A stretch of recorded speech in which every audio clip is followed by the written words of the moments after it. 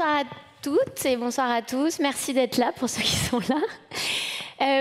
Donc je m'appelle Florence, j'ai créé une entreprise il y a 12 ans maintenant. Donc j'aurai 12 ans en fait dans une semaine, le 9 juin 2022. J'ai créé une des premières entreprises Impact Native en France en fait en 2010. C'est-à-dire une entreprise qui se crée pour participer à la résolution d'un problème environnemental. Donc de trouver un modèle économique pour participer à une transition écologique. La raison d'être de Gobi en 2010, c'est celle-là. C'est ce sujet qui depuis a bien grandi, mais déjà en 2010, en fait, il y a 10 millions de tonnes de plastique qui finissent chaque année dans les océans. Sauf qu'en fait, en 2010, en fait, tout le monde s'en fiche un peu. On est toujours très fan de l'eau en bouteille. Vous vous rappelez des petits bébés qui nous feront vivre jeunes toute notre vie. Et puis surtout, on est très accro à une forme de pensée magique qui est la pensée magique du recyclage. C'est pas grave, on prend, on jette et à la fin, c'est recyclé.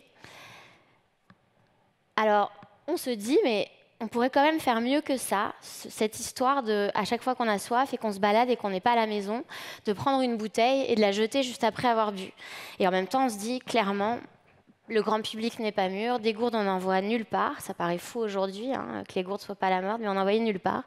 Et on s'est dit, comment on fait pour accélérer sur ce sujet alors que finalement, les gens ne sont pas tout à fait prêts. Et là, on pense à un truc qu'on a tous vécu. Si vous avez travaillé dans des bureaux, il y a des gens qui ont bossé dans des bureaux ici. Ouais. Eh ben, on a tous vécu ce moment Getty Images magnifique où on s'éclate autour de la fontaine à eau avec un gobelet jetable. Et en fait, on s'est dit, mais l'endroit où on consomme le plus de jetables, en vrai, tous les jours, c'est au bureau. À chaque fois qu'on doit boire de l'eau, on prend soit une petite bouteille qui est distribuée gratuitement ou qu'on s'achète, ou alors on va à la fontaine, on prend un gobelet. Parfois, dans les pires moments, dans les pires journées de chaleur, on en prend 3 ou 4. Et on s'est dit, mais en fait, c'est fou parce que tous les jours, il se passe ça. Et on a un peu enquêté, on s'est rendu compte que c'était 2 milliards de gobelets juste pour l'eau et 2 milliards pour le café. Et que tout ça n'était pas recyclé. Et de là, nous est venue une idée. On s'est dit, mais du coup, il y a forcément un budget dans les entreprises pour acheter ça. Dans les entreprises, il y a déjà quand même beaucoup de réflexions sur le développement durable. Et si on partait de là, et si on mobilisait les employeurs, si on leur proposait en fait de faire changer les habitudes à leurs collaborateurs, en se disant peut-être que si on change nos habitudes au travail, et ben petit à petit, ça va aussi nous faire changer nos habitudes à la maison. Et alors, on a fait un pari. C'est qu'on s'est dit, on ne va pas faire une campagne de sensibilisation, on va faire du changement par l'objet. C'est-à-dire que, partant de cette idée que l'expérience qu'on avait tous eue avec les gobelets jetables au bureau était complètement naze. Alors, je ne sais pas qui dans cette salle a déjà eu une expérience nulle avec un gobelet jetable, mais on partait en réunion, le truc, une fois sur deux, se renverse, c'est mou, c'est pas pratique, on a les bras chargés. Bon, on s'est dit, personne ne va regretter cet objet. Et du coup, et si à la place de ça, on proposait ce qui à l'époque était, on n'appelait pas encore une gourde, parce que la gourde à l'époque c'était juste le truc de rando. Si on proposait une petite bouteille réutilisable qui soit plus pratique que le gobelet jetable et que les gens adopteraient, pas uniquement par souci écologique, mais juste parce que c'est plus pratique. Et donc on lui a fait une petite anse pour bien la trimballer facilement quand on a ses affaires. On a fait une personnalisation parce que même avant le Covid, on n'avait pas envie de boire dans la gourde de quelqu'un d'autre. Tout un tas de petites idées comme ça qui ont fait que quand on a commencé à la proposer dans les entreprises, les gens nous ont dit mais tiens, mais c'est quand même pas plus con d'avoir une seule bouteille que quelqu'un va utiliser plusieurs années. Assez vite, on lance ça. On a des premières retombées médias ici dans un magazine qui n'existe plus et qui était super et qui s'appelait Terra Eco, qui nous compare immédiatement à la bouteille d'Evian alors qu'on n'était vraiment rien par rapport à eux. Voilà, ça c'est le début de Gobi. Pendant quelques années, on va pas mal ramer parce qu'en vrai, on évangélise le marché. C'est-à-dire que quand on appelle des entreprises pour leur proposer ce sujet, ils nous disent « Ah, mais ouais, j'y avais jamais pensé ». Donc il y a tout ce travail de se dire non seulement on va vous y faire penser, mais en plus potentiellement mobiliser un budget. Il faut savoir que du coup, c'est un budget qui n'existe chez personne. Il n'existe pas aux services généraux, il n'existe pas au développement durable, ni à la communication. Donc pendant des années, on va travailler à installer cette question dans les entreprises. Et on a des jolis clients dès le début quand même. On a Google, Suez, des départements, etc. Voilà, mais pas assez. On rame un peu jusqu'à ce que, en 2015, il nous arrive un truc génial. C'est qu'en 2015, à Paris, se tient la COP 21. Pour parler climat, évidemment, réchauffement climatique avec tous les grands de ce monde. Et il nous arrive un truc exceptionnel, c'est que la COP 21 décide d'être exemplaire aussi dans la manière dont elle va s'organiser. Ils ont projeté qu'ils allaient rassembler quand même 40 000 personnes pendant 15 jours au même endroit et que ça allait être une folie d'utilisation de jetables. Donc, ils travaillent sur tous les enjeux d'économie circulaire, notamment dans toutes les constructions qu'ils vont faire pour voir comment elles sont réutilisées, etc. Et ils se posent cette question de mais comment on va hydrater les gens qui vont participer. Et on ne se rend pas compte aujourd'hui, mais c'est un pari assez fort qui a été fait à ce moment-là, de dire on va oser mettre des fontaines à eau partout, distribuer des gourdes à tout le monde, y compris aux dirigeants, et faire ce pari de mettre tout le monde à l'eau du robinet à la COP 21. Et alors, bon, c'est évidemment une longue histoire, ça n'arrive pas comme ça. Ça se passe grâce à cet écosystème qu'on a créé autour de nous, mais on finit par réussir, nous, à équiper cet événement mondial. Et alors, ce qui nous arrive, c'est qu'à partir de là, on a des retombées médiatiques hyper fortes. On a tous les grands quotidiens nationaux. On a RMC qui dit « ces gourdes deviendront cultes ». Bref, donc ça commence à exploser pour nous. Et au même moment, en fin d'année, c'est le moment où les entreprises se demandent ce qu'elles vont faire comme cadeau de fin d'année, ont des budgets, et là se disent et si on offrait à nos collaborateurs la même petite gourde que celle de Barack Obama. Alors, on fait une belle campagne autour de ça. C'est d'abord un gros moment de fierté pour tous les gens qui nous entourent. J'y reviendrai après, mais on travaille depuis le début avec un ESAT, avec des personnes en situation de handicap qui se rendent compte qu'ils participent à la grande histoire aussi à ce moment-là. À tous les gens qui nous ont fait confiance depuis le début et qui, du coup, sont fiers de voir qu'on participe à cet événement. Et alors voilà, à partir de 2015, on commence à bien se développer petit à petit. Et en fait, ce qui va nous arriver, c'est que notre entreprise, cette entreprise à impact qui s'est créée pour accélérer ce problème du jetable, en fait, va se développer au rythme où cette problématique va devenir de plus en plus visible dans le grand public. Je pense qu'ici, on l'a tous vécu.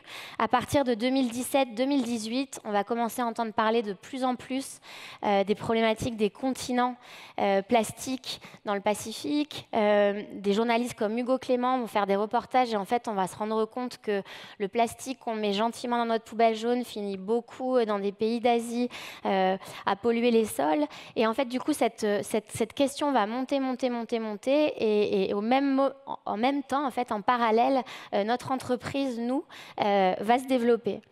Et donc, à partir de 2020, on étend la gamme. On est resté très longtemps sur un seul produit, ce qui est assez vertueux aussi écologiquement, en fait, parce qu'on arrivait à le personnaliser pour tous nos clients et ne pas avoir des dizaines, des centaines de références avec des problématiques de stock. Mais bon, on développe différentes références pour correspondre aux attentes de chacun. Voilà, je vous montre un peu plus pour ceux qui ne connaissent pas nos différents produits. Et à partir de 2019-2020 se passe quelque chose d'extrêmement important qui est l'entrée en vigueur de la loi anti-gaspillage pour une économie circulaire qu'on connaît sous le nom de loi AGEC.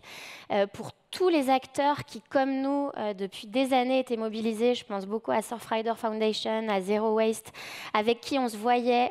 Surfrider et Zero Waste, à l'époque, c'était des petites associations qui manquaient de moyens, qui bataillaient sur ces sujets. On voit tous arriver enfin, finalement, ce qu'on appelait de nos voeux, c'est-à-dire l'interdiction progressive du plastique à usage unique et du jetable en général. Cette loi, elle a été portée par Brune Poirson. Elle nous a raconté, ça a été un combat assez épique contre les lobbies, assez complexe. Et donc, au 1er janvier 2020, entre en vigueur cette loi AGEC qui, notamment, interdit l'utilisation de vaisselle jetable. Donc, un moment hyper important pour nous et un vrai aboutissement. Alors pour Gobi, entre le moment où on s'est créé et la loi AGEC, finalement, c'est quand même, on calcule notre impact. C'est 11 tonnes de déchets évités, 22 000 clients, 2 millions d'utilisateurs, à peu près la création de 50 équivalents temps plein. Donc ça, c'est entre les gens qui travaillent dans l'équipe et les gens qui travaillent dans les usines, puisque maintenant, on travaille avec 6 sites industriels en France et puis 2 équipes logistiques solidaires, j'y reviendrai. Donc, un beau succès. Faut quand même voilà, ça a été un moment marquant pour nous. On s'est dit, bon ben, ok, notre mission, c'était d'accélérer la transition vers le réutilisable. On a maintenant un dispositif réglementaire. On a participé, nous, à faire en sorte que la gourde rentre dans le Welcome Kit comme un essentiel dans beaucoup, beaucoup de bureaux. Donc réjouissance et en même temps, je pense qu'on le sait tous, en fait, la situation de la planète aujourd'hui et puis la masse de plastique qui reste et les dérèglements font que, voilà, on ne peut pas se dire que job's done, même si on est fier d'avoir une contribution positive. Et en fait, l'histoire que je veux vous raconter, au-delà de cette première partie d'histoire sur l'impact et le zéro déchet, ce qui est le plus important pour moi, en fait, c'est ce qu'on a découvert pendant le chemin. C'est-à-dire qu'en fait, on n'a pas seulement décidé de fabriquer une gourde pour remplacer du jetable et en disant les bouteilles jetables, c'est mal, acheter un Gobi, ça nous paraissait un peu court. On a eu envie de travailler sur 3 piliers. Un premier qui est l'éco-conception. Et je vais vous expliquer ce que c'est parce que c'est souvent mal utilisé. Le local et l'inclusif. Alors, quand on parle d'éco-conception, en fait, quand on s'est lancé dans l'histoire de Gobi, on s'est dit, bon, ok, on veut remplacer du jetable par du réutilisable. Mais qu'est-ce qui nous prouve que ce n'est pas une fausse bonne idée, en fait ? Qu'est-ce qui nous prouve que ça va vraiment être mieux pour l'environnement ? Et donc, on a pas mal bataillé et on a fini par rencontrer des gens qu'on appelle des éco-concepteurs. Nous, on travaille avec la coopérative MU depuis 2010. Et donc, le travail qu'on a fait avec eux, c'est de se dire, alors, combien ça coûte à la planète 1 an d'utilisation de jetables par Marion, Fabien ou Mathieu ? On est allé chercher la donnée, c'est-à-dire comment les gens s'hydratent vraiment au bureau. Il y en a sûrement une partie qui utilise des verres en verre, une partie des gobelets, une partie des bouteilles, etc. Bref, on a compilé tout ça. Ça, c'est hyper important parce que si on ne fait pas ce travail dès le départ, on se compare à n'importe quoi et on peut facilement faire du greenwashing.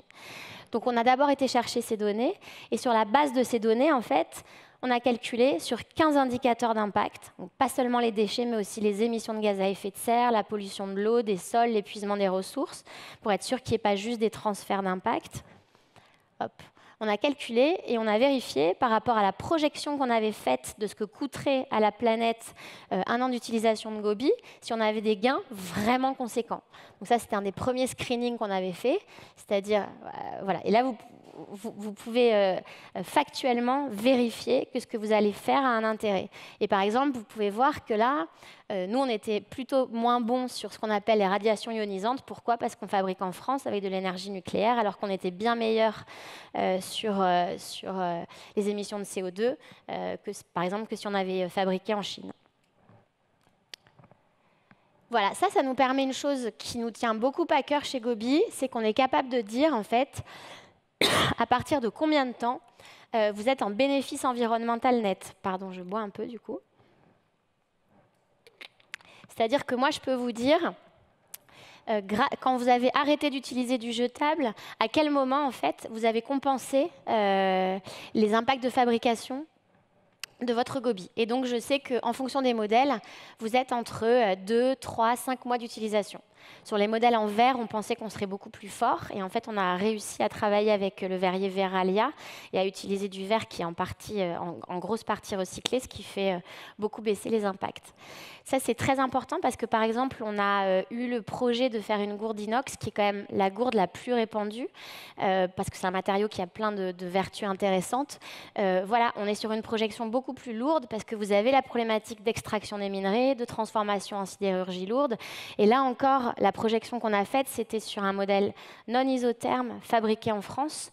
Et donc, on sait qu'on a un impact qui est beaucoup, beaucoup plus lourd sur un modèle double paroi fabriqué en Chine. Donc, très important de se poser 2 questions. est-ce que je suis prête? Est-ce que cette gourde, je vais la garder 10 à 15 ans? Dans ce cas, oui, je vais avoir une rentabilité environnementale. Et quel est mon usage en fait? Est-ce que j'ai vraiment besoin de quelque chose qui me garde le froid 24 à 36 heures alors que je suis au bureau et qu'il y a une fontaine à eau à 3 secondes à pied à côté de mon bureau? Réfléchir à ces notions d'usage du coup par rapport au choix matière qu'on fait notamment. On a fait un autre choix fondamental pour nous qui était le choix de fabriquer en local. On s'est dit on va équiper des entreprises dont la majorité ont leur siège social en Île-de-France. Ce serait bien en fait que les gobies ne fassent pas plus de 40-50 km. Et on a réussi à faire ça, on a réussi à trouver un partenaire industriel qui est dans le Val-de-Marne. Et donc notre premier modèle de gobie en fait a fait à peu près 35 km entre son lieu de fabrication et son lieu d'utilisation. Ce qui est vertueux là-dedans aussi, c'est que comme on avait travaillé en éco-conception, on est allé voir une usine qui n'avaient pas l'habitude de ce type de méthodologie.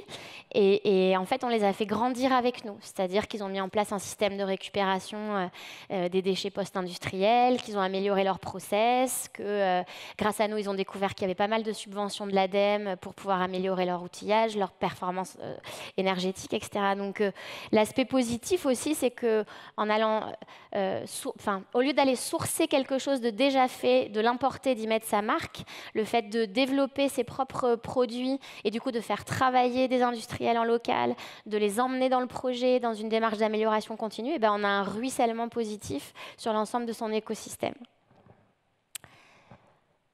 Aujourd'hui, on travaille donc dans le Val-de-Marne, on travaille aussi en Bourgogne, on travaille aussi en Rhône-Alpes, dans les Vosges. Ben voilà, on a réussi à avoir des partenaires industriels un peu partout en France. Alors, un autre gros motif de fierté pour toute l'équipe, c'est que depuis quasiment le début, en fait, toute la logistique de Gobi, elle est assurée par un ESAT. Donc là, c'est notre équipe à l'ESAT de Rosebry. Donc, ce sont des personnes qui sont des travailleurs en situation de handicap. Il faut savoir que la plupart du temps, les tâches qui leur sont confiées ne sont pas toujours des trucs très valorisants. Et donc, le travail avec Gobi depuis 10 ans maintenant, c'est quelque chose qu'ils apprécient parce que ça change tous les jours, ils préparent, ils personnalisent les commandes de différentes entreprises. Quand il y a des gros événements, ils nous en parlent, on va leur expliquer, on leur raconte aussi ce qu'on fait. Donc voilà, on est hyper heureux aussi d'avoir une notion d'inclusion dans notre chaîne de valeur. Et quand on a commencé à beaucoup grandir il y a 2-3 ans, on a dû en fait aller chercher une deuxième équipe logistique et on a commencé à travailler avec le groupe Ares. On a récupéré l'entrepôt qui était autrefois celui de Veja. Et donc maintenant, on a des personnes en situation d'insertion qui travaillent à l'assemblage des gobies. Ça, c'est aussi un modèle hyper intéressant. En fait, vous promettez des volumes à cette société d'insertion. Elle crée un emploi. Et la personne qui est employée, en fait, elle est accompagnée sur d'autres pans de sa vie pour pouvoir reprendre un emploi classique à la sortie. Et les taux de succès sont de 70%. Voilà. Donc nous, chaque année, quand on sait qu'on ouvre 2 ou 3 postes chez Ares, on est hyper content. Voilà. Et l'autre élément qui est important aussi pour nous et pour moi, je pense en particulier, c'est qu'on a adhéré il y a 2 ans au 1% pour la planète. C'est le petit logo que vous voyez sur beaucoup de produits de grande consommation. Moi, avant d'en faire partie, je ne savais pas exactement de quoi il s'agissait, mais en fait, c'est une façon pour les entreprises de s'obliger à reverser 1%, pas de leurs bénéfices, de leur chiffre d'affaires, à des associations environnementales.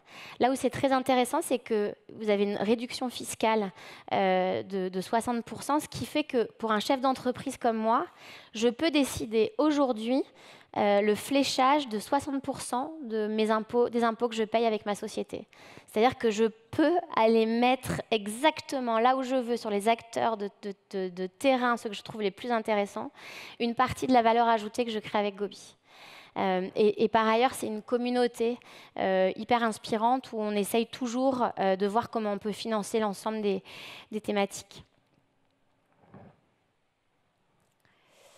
Voilà, je vais pas vous raconter la suite de l'entreprise parce que je la connais pas encore et que pour tous ceux qui sont entrepreneurs, vous savez bien que c'est un roller coaster. Mais en tout cas, on est très très très fort en ce moment en train de préparer les JO. Mais pour moi, ce qui est clé de toute façon et ce qui va modeler tout le sens de notre développement, c'est la notion de sobriété. Je suis très fière qu'on ait démarré il y a 12 ans avec de l'évaluation environnementale, de l'impact mesuré, mesurable, prouvable. Et je pense que ce qu'il faut, c'est toujours réfléchir par rapport aux besoins qu'on veut couvrir, comment on peut le faire en étant le plus sobre possible par rapport à ce qu'on prélève à la planète et ce qu'on lui fait subir. Voilà, et j'espère qu'on partage tous cette envie pour les années à venir.